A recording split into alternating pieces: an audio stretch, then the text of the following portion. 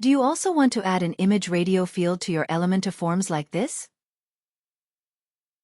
After installing Cool FormKit, navigate to the Elementor section. Go to Cool FormKit. From the form elements, toggle on Image Radio feature. Now, save changes. Open the form.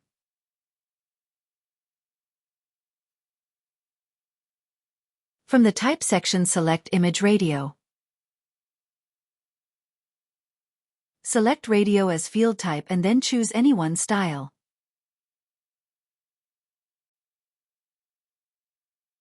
Now in the Item section, enter label, value, and upload image. Similarly, add other items.